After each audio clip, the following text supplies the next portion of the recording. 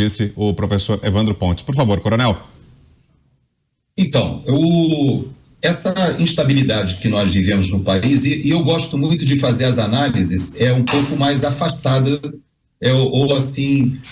com um histórico, com uma linha histórica um pouquinho melhor estabelecida. No que diz respeito especificamente ao relatório do Ministério da Defesa, ele não traz nenhuma informação, a bem da verdade, que a população já desconhecesse ou não tivesse contato por causa do relatório que foi elaborado pelo PSDB em 2014. Aquele relatório chega às mesmíssimas conclusões.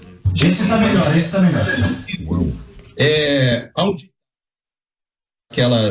As urnas ou o sistema, se não for possível ingressar dentro do código-fonte e, mais ainda, fazer uma verificação em tempo real, de preferência inopinada, sem que se saiba onde vai fazer essa verificação por amostragem em todo o país, em que se possa rodar o código-fonte com o código de máquina, aquele binário, ou seja, aquilo que sai do código-fonte e roda na máquina. Como isso não foi feito e nunca foi feito, nós temos que confiar no sistema.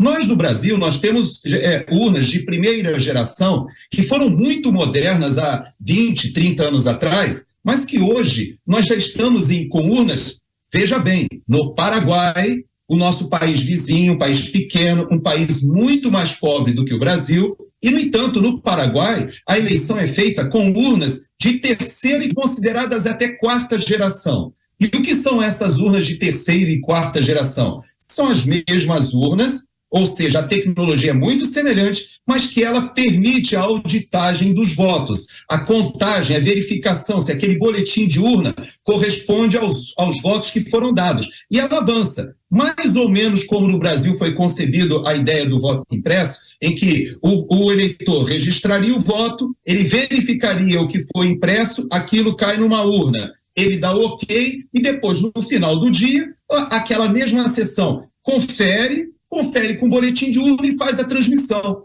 Estaria resolvido o problema. Mais ainda, essas denúncias que nós estamos vendo, que a população fica inquieta, fica desconfiada de que houve muitas sessões, ou seja, muitas urnas com 0 votos para o presidente Bolsonaro, facilmente seriam resolvidas, porque ali estariam os votos para serem verificados pelos fiscais de partido. Então, é algo plenamente factível, mas nessa urna de terceira geração, que por sinal é fabricada por uma empresa argentina e foi vendida para o Paraguai, ganhou a licitação, venceu de 4, 5, 6 empresas estrangeiras mais sofisticadas, até da Coreia do Sul, e essa empresa argentina que ganhou entregou uma tecnologia super avançada, disponível e está do nosso lado. Então, houve todo um debate dentro do Congresso Nacional, se percebeu essa fragilidade, o PSDB, à época, disse que não podia nem afirmar que sim, nem que não, naquela final que marcou a população brasileira, onde a presidente Dilma vence o candidato Aécio Neves, e, no entanto,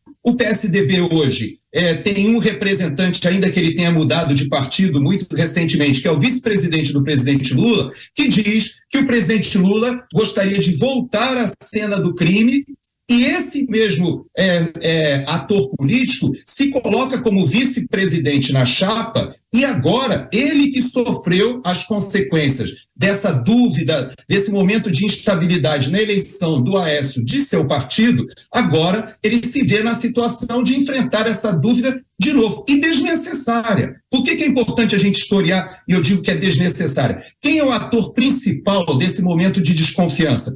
Não é o ministro Alexandre de Moraes, por incrível que pareça. O ator principal é o ministro Fachin. E por que eu digo que é o ministro Fachin? Porque quando o ministro Barroso convida as Forças Armadas, ele convida, talvez até na boa-fé, de que faria somente aquela verificação, uma confraternização de técnicos da academia, dos órgãos de controle da União. No entanto, as Forças Armadas mandaram o que nós temos de mais sofisticado e no estado da arte do que existe hoje de controle de defesa cibernética.